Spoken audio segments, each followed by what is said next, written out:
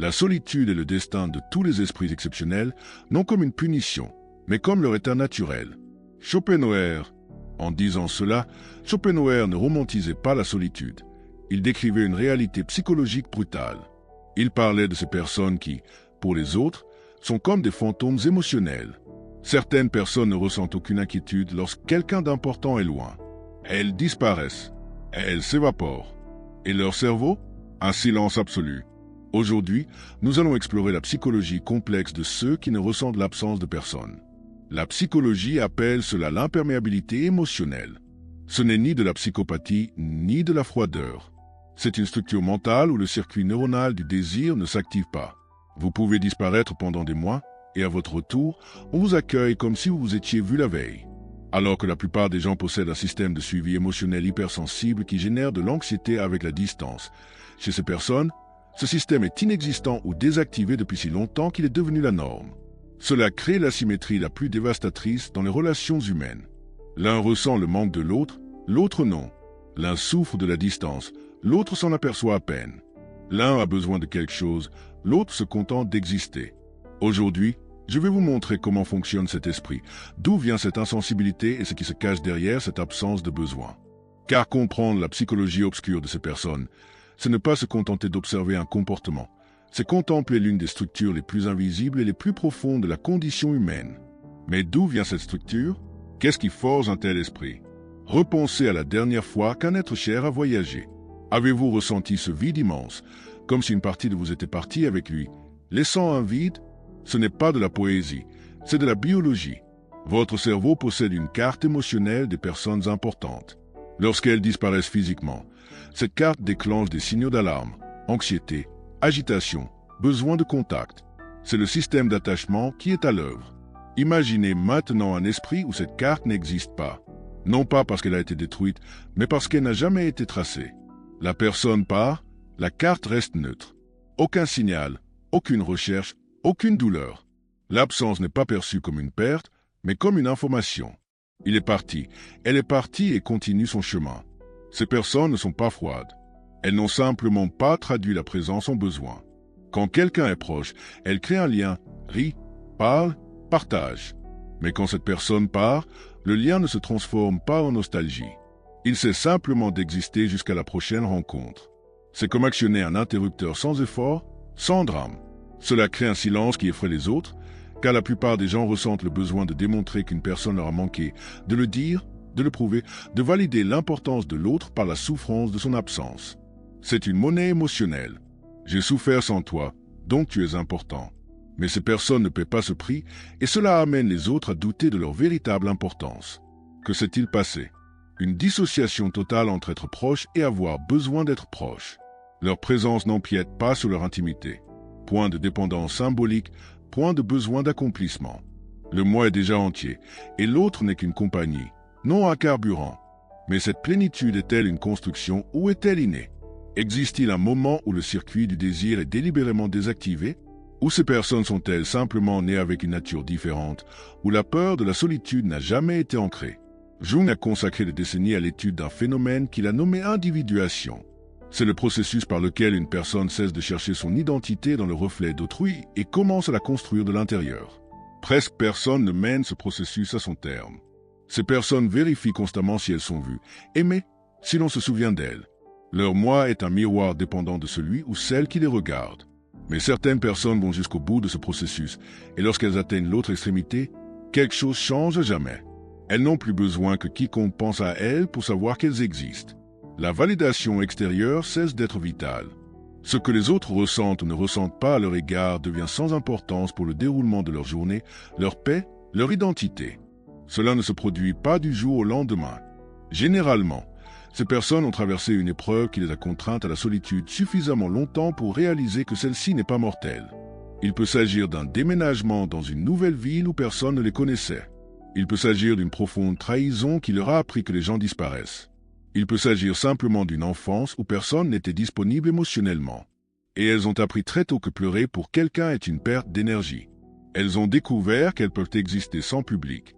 Et plus encore, qu'exister sans public est plus paisible.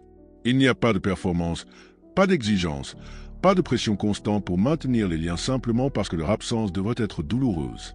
Elles ont réalisé que la plupart des relations humaines sont faites d'obligations déguisées en affection. Le manque de quelqu'un est devenu synonyme d'amour, mais en réalité, il s'agit simplement de la peur de la solitude. Lorsque l'individuation est complète, on ne craint plus sa propre compagnie. Et lorsqu'on ne la craint plus, on n'a plus besoin de combler le vide par la présence de qui que ce soit. L'absence de l'autre cesse d'être un problème à résoudre. Cela devient un simple état, comme le silence, comme la nuit, quelque chose qui est, tout simplement. Mais cette autonomie absolue a un prix dont personne ne parle lorsqu'on évoque la liberté émotionnelle. Il y a une forme de solitude qui ne fait pas mal. C'est une solitude ontologique. Vous êtes entouré de gens, mais vous réalisez qu'aucun d'eux ne vous atteint vraiment. Non pas parce que vous vous cachez, mais parce que vous existez dans un lieu où les besoins émotionnels des autres ne peuvent vous toucher. Ce qui émeut la plupart des gens ne vous émeut pas. Ce qui blesse les autres vous traverse sans laisser de traces. Et cela crée un abîme que personne ne peut franchir. Les gens autour de vous commencent à le remarquer. Ils disent que vous êtes distant, froid, difficile à cerner. Mais ce n'est pas cela. Vous êtes présent quand vous êtes présent. Simplement, vous ne portez personne quand vous êtes absent. Et c'est déroutant, car le monde entier a appris qu'aimer, c'est souffrir de l'absence. Si vous ne souffrez pas, alors vous n'aimez pas. Alors vous êtes indifférent. Alors, c'est dangereux. Schopenhauer disait que la plupart des gens vivent prisonniers de leurs besoins. Ils ont besoin de validation, de compagnie, d'une confirmation constante qu'ils ne sont pas seuls. Ces besoins sont comme des chaînes. Celui qui ne ressent pas ce manque les brise. Mais ce faisant, il rompt aussi le pont qui le relie aux autres. Car les liens se tissent à travers les faiblesses partagées et non par les forces. Quand quelqu'un dit que vous lui avez manqué, il vous dit que vous comptez. Il vous demande de confirmer que vous lui avez manqué aussi. C'est un rituel de validation mutuelle. Mais si vous n'y participez pas, l'autre a le sentiment d'avoir échoué. Il a offert sa vulnérabilité et vous lui avez répondu par l'indifférence, non pas par malveillance, mais simplement parce que vous n'avez pas ressenti ce que vous auriez dû ressentir. Et c'est le prix à payer. Vous perdez l'accès à une forme d'intimité qui n'existe que dans la dépendance affective. Ce sentiment d'être essentiel à l'autre, de savoir que votre absence crée un véritable vide, et pas seulement un espace. Ceux qui ne ressentent pas le manque de quelqu'un gagnent en liberté, mais perdent l'illusion réconfortante d'être irremplaçable. Et c'est cette illusion qui fait que la plupart des gens se réveillent le matin. Mais cette apparente imperméabilité dissimule quelque chose d'inaperçu, de plus stratégique qu'il n'y paraît. Parlons de la politique des pensées. Machiavel avait compris une chose que la plupart préfèrent ignorer. Toute relation humaine est un échange de pouvoir. On y investit du temps, de l'attention, de l'énergie émotionnelle et on attend un retour sur investissement. Quand quelqu'un dit vous avoir manqué, il recouvre cette dette. Il admet avoir investi de l'énergie émotionnelle en vous et veut maintenant la confirmation que cet investissement n'a pas été vain. C'est une économie invisible, mais brutale. Ceux qui ne ressentent pas le manque de quelqu'un ont quitté cette économie, non par cruauté, mais parce qu'ils ont compris que participer à ce système coûte plus cher qu'il n'en vaut la peine. Chaque fois que quelqu'un vous manque, vous lui donnez du pouvoir. Vous lui donnez la capacité de vous affecter par sa simple absence. Vous devenez otage de sa présence, et à son retour, vous célébrez comme si vous aviez été sauvé. Mais il ne vous a pas sauvé. Il a simplement cessé de vous priver. Ces personnes avaient compris que le besoin affectif est la forme la plus efficace de contrôle social. Ceux qui en ont besoin obéissent. Ceux qui ressentent le manque s'adaptent. Ceux qui souffrent de la distance font des concessions pour maintenir la proximité. Et ils ont tout simplement refusé ce contrat, non pas consciemment, comme une stratégie calculée, mais structurellement. Leur esprit ne signe pas d'accord où l'absence de l'autre devient un moyen de pression. Cela génère un avantage silencieux. Quand on a besoin de personne ne peut vous manipuler en menaçant de partir. Vous devenez impénétrable. Les gens essaient de vous juger à l'aune de votre manque et vous ne montrez rien. Non pas que vous le cachiez, mais parce qu'il n'y a rien à cacher. Leur absence ne modifie tout simplement pas votre état intérieur. Machiavel dirait que ces personnes sont les seules véritablement libres. Car la liberté ne consiste pas à faire tout ce que l'on veut, mais à ne dépendre de rien que quelqu'un d'autre puisse nous enlever. Et la présence de quelqu'un est précisément cela. Quelque chose qui peut disparaître à tout moment. Celui qui fonde sa paix sur la présence de quelqu'un est dépendant d'une corps que tient un autre. Celui qui n'a pas besoin de cette présence est maître de son destin. Mais il y a une faille dans cette carapace, un rare moment où même ces personnes ressentent une sorte de nostalgie. Et c'est alors que leur véritable nature se révèle. Il existe un type de personne qui éveille en eux quelque chose de différent. Ce n'est pas une question de beauté, de charme ou d'intensité. C'est une question de fréquence.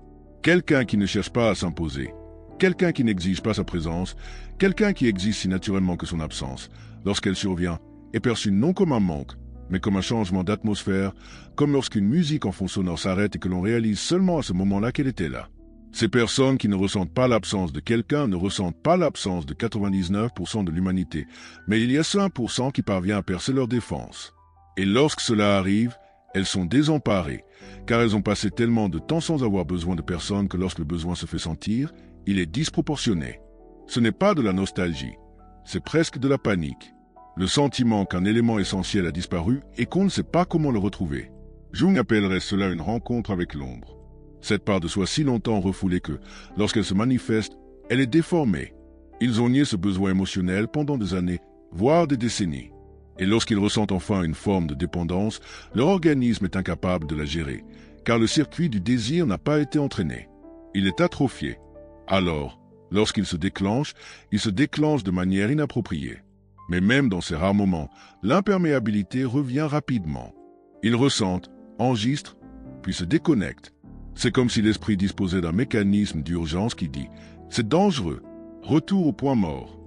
Et c'est ce qui se passe.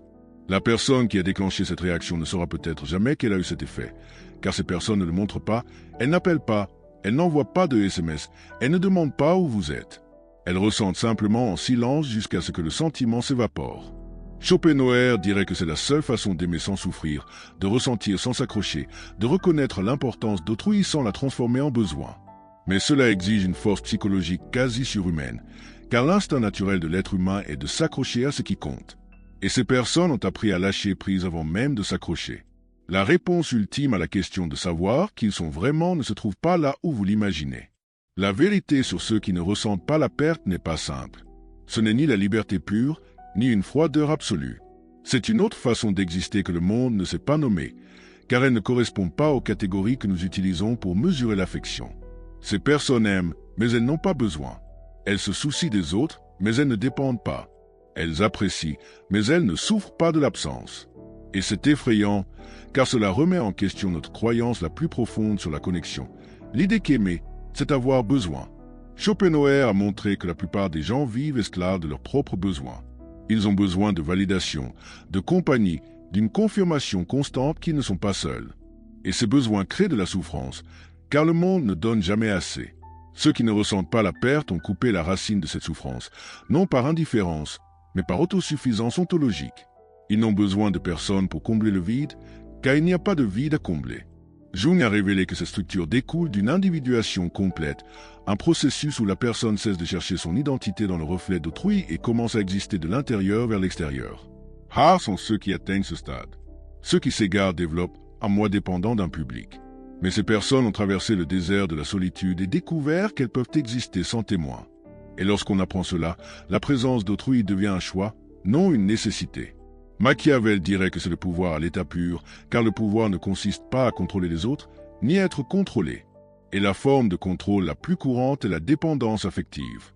Ceux qui ressentent un manque confient la clé de leur propre paix à autrui. Ceux qui ne la ressentent pas la gardent pour eux. Non pas de manière stratégique, mais structurelle. Ainsi, ces personnes ne sont ni des monstres ni des saints. Ce sont simplement des êtres humains qui ont résolu l'équation existentielle différemment.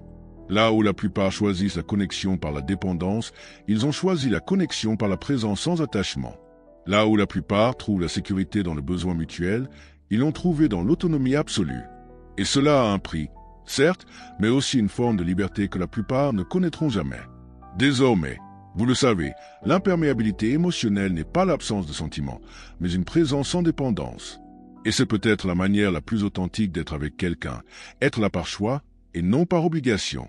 Si vous êtes arrivé jusqu'ici, je vous remercie infiniment d'avoir consacré votre temps et votre attention à ces profondes réflexions. Cela montre que vous ne vous contentez pas de regarder, mais que vous vous confrontez aux structures invisibles qui façonnent les relations humaines. La discussion sur la liberté, la dépendance et la véritable autonomie est en cours et je serai ravi de vous compter parmi nous. Par conséquent, si cette vidéo a résonné en vous et vous a amené à réfléchir à votre propre vie et à vos relations, abonnez-vous dès maintenant à la chaîne et activez les notifications. Ainsi, Vous serez certain de recevoir une notification pour notre prochaine vidéo où nous continuerons à explorer les méandres de la psychologie des relations humaines. La plupart des gens ne comprendront jamais cela, mais vous avez déjà fait le premier pas en arrivant jusqu'ici. Inscrivez-vous et réservez votre place pour notre prochaine conversation.